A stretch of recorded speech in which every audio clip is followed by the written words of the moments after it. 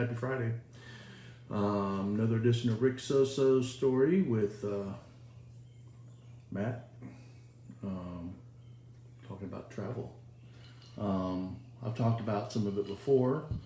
Matt is going to talk about his version of it, his story of our travels together.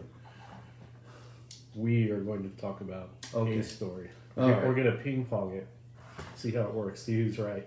Here are the fabrics that won: the I Dream of Cat and the llamas.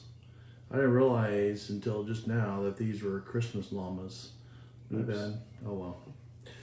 It's okay, right? So, anyway, so we got 2 6x9s. We're gonna start sewing right about here. I've already tacked the 7 inches of elastic in between. So, we're gonna talk about. Hey George. Hey Jamie. Our first trip together, which was Eureka Springs. So I think whenever I first met Rick, he had mentioned something about liking to camp and travel, and I was trying to think of ways to win him over. So I looked up this. I had heard of Eureka Springs, Arkansas, from a lot of people, and heard it was really gay friendly, and then I heard about these tree houses that they had, and so I thought that's pretty close. I mean, it's kind of like camping, being in a tree house. I didn't even know what it would be like. I didn't know if it'd be this little tiny thing or whatever. Was able to reserve it a couple of months later because they're booked up pretty far in advance. So our first trip was about 4 months after we met. We went to Eureka Springs. So when we got to one of the things that was cool about the tree houses is it's actually like a little cabin on stilts. So it's not actually in a tree. It's just on stilts that are actually made from tree stumps. And it's amongst the trees. It's in the woods for sure. So it's like a little cabin that's on stilts. So we went there and it was maybe early November. Yep. Something like that. So it was still pretty nice. It was fall, pretty, lots of colors. So we thought that'd be good timing to go. So we drove down there, and that was my first time to Arkansas as well. So it was surprisingly a beautiful drive once you get to southern Missouri. It starts getting very mountainous, and it started to remind me of like northern California or just the northeast of the United States as far as the mountains and the scenery. So we got there, and when we got in the cabin, we were pleasantly surprised. It had a hot tub, fireplace, pretty good sized bed, couches. I mean, it was bigger than any hotel that we stayed in. So it was like a little cabin for sure. The nice deck on the outside too. Deck in the back. The back of the cabin was floor to ceiling glass. So it was like a huge window to look out into the woods, but it was very private. There were no other cabins behind. It was all a row of them, and they were pretty far apart.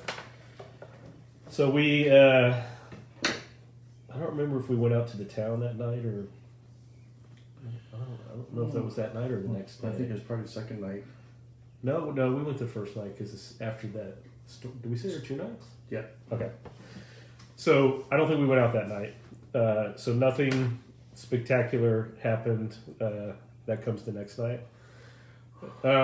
So the next day we go out into the town. It's a really cute town. It's like kind of reminds me of a hippie town that would be up, like again, Northern California kind of a thing. With a little New Orleans flair. Yeah, it's a lot of mom and pop shops. Hey Nancy, hey Misty. It's like a little community town. It's got older buildings, similar to what you would see in New Orleans with the balconies and people can walk out on the top.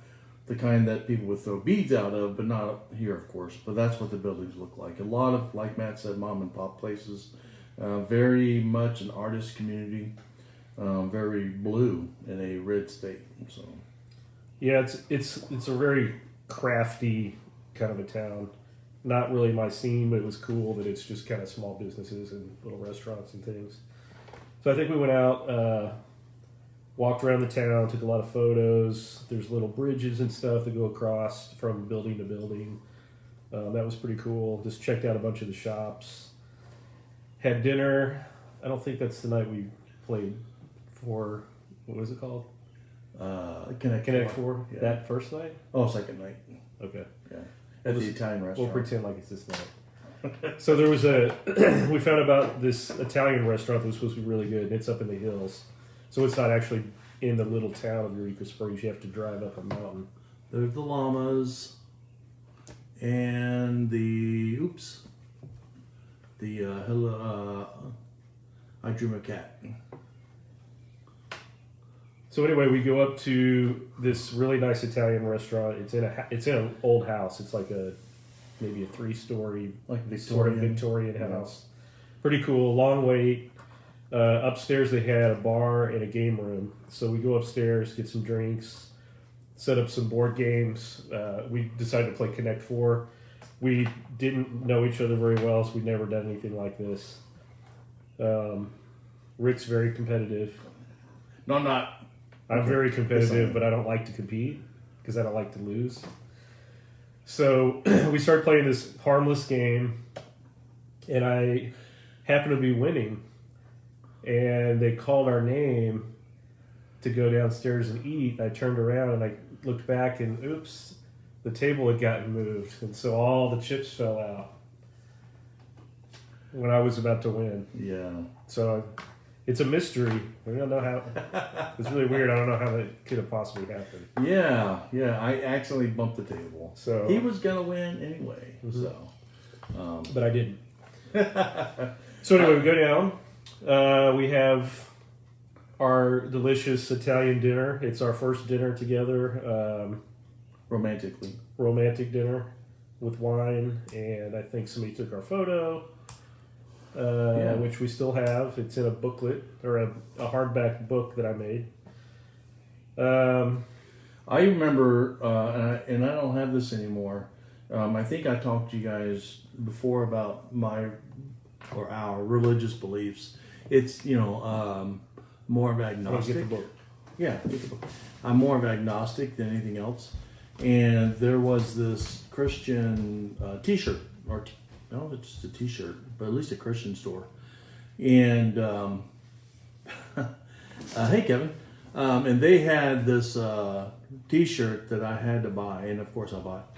I don't think it fits me anymore. But it was called Rock'em Sock'em Jesus.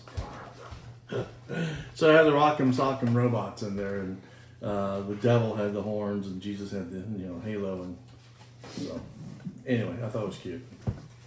So here's the picture from that first dinner. And then there's us in front of the treehouse. You can see it's on stilts that are actually made from tree stumps. Yeah, and for those who don't know, I may have mentioned this before. One of the things that Matt surprised me with during our first holiday together was this book, and it was really cool. It's like a slideshow of our first year together, and who knew that it would continue. So, hey, Jacinda. So that's the first book. And he's done this every year since. So if and when you guys ever come visit, they're all coffee table books, pretty much, picture books. And it's pretty awesome. You don't need us to describe anything because it's pretty, if it's not telling you where we're at or what we're doing, it's pretty self-explanatory. So the second night, we went back to the cabin, did the, it wasn't exactly a hot tub, it was a giant bathtub with jets. Shaped as a heart. Shaped as a heart. So of course we had to take a bath in that together. Don't tell anybody. Whoops. Rub-a-dub-dub. Oh wait, that's 3 minutes. No. So we did that. I think we might have even done a fire. Not 100% sure if the fireplace was working. It was a long time ago. Yep. But it started to storm, and it was storming. This was when the first Hurricane Katrina hit, wasn't it? It was a while ago. I mean, this was like 12 years ago. So I don't know. I think it was Hurricane Katrina that had been going on for a long time before this, and it was part of the storm had moved upward into the Midwest. So it was like a hurricane. It wasn't quite a tornado. There wasn't funnel clouds, but the wind was. It was more like a tropical storm at that point. Yeah, it was very, very strong wind. This is before we had internet connection on our cell phones. There was no Wi-Fi down there. We didn't have laptops. We had just flip phones back then. So there was. I don't even think there was a television in there. We had a radio. So I was starting to get pretty nervous. Rick was new to the Midwest. He'd never experienced a tornado. Even though it wasn't tornado season, it could have happened. And I was pretty nervous about that. And the trees in the forest behind the house were like very thin. Very thin pine Very trees. thin stalks. And the wind was blowing so hard that the trees were bending like 45-degree angles. They're probably 80 feet tall, but they were like this thin. They were like, it was like they were made out of rubber, and they were hitting the house and everything. And then it kind of calmed down a little bit, and I think we went to sleep. Well, one person went to sleep. Rick instantly went to sleep, and I was just laying there, just waiting for a tornado to hit. And we had no way to know if there was a tornado coming because we didn't have a TV, we didn't have internet, nothing. So it was just kind of blind out in the woods, not knowing whether we should be. I mean, we're on stilts. That is the worst possible thing you can be in for a tornado. So I was laying there for a long time. Like I mentioned earlier, the backside of the cabin was floor-to-ceiling glass. So at some point, those tree limbs were hitting the glass pretty hard, and I was just laying there waiting for that glass to shatter and just cut us apart. So Matt finally woke me up, and it was kind of funny because. And I admit, I mean, it looked scary. It reminded me of Poltergeist. Hey, Chip. Yeah. Poltergeist, where the tree had come in and grab you. So it was scary, no doubt. So I was very concerned. Woke up Rick. We turned on this little radio, tried to hear any kind of weather report, and a few minutes later, the power went out. So we have absolutely no communication information about whether we should leave or what we should do if we're going to get killed by a tornado any minute. There wasn't any tornado sirens going off. Thought maybe it'd be okay, but I think probably sat up for another hour or two and then finally went to sleep. I think it calmed down a little bit. And the next day we woke up, power still off. The whole city had no power. So we left to go try to find something to eat. Everything was closed because no place had power anywhere. And we had planned to go to one of the caves. There's a lot of underground caves there that you can walk in and do tours, and they're like caves with stalactites, all kinds of crystal formations and stuff. So I don't know what we ate. I can't remember. We found some snack somewhere. And then we went ahead and went to this cave anyway, just to see if we could get in, and it had been flooded from this storm. The person there let us go ahead and go in as far as we could. And didn't charge us anything. And didn't charge us because we couldn't go very far.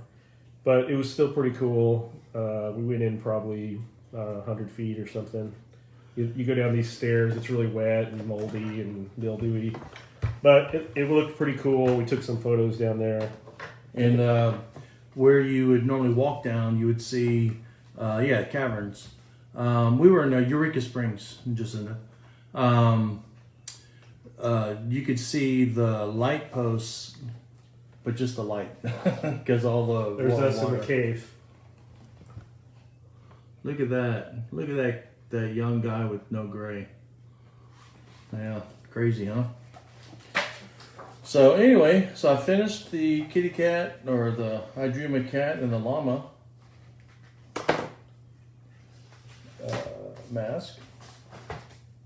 Oops. And for those who live in Kansas City area, we're going to be at the store tomorrow, and I'm going to be making these per request. There's the kitties going sideways.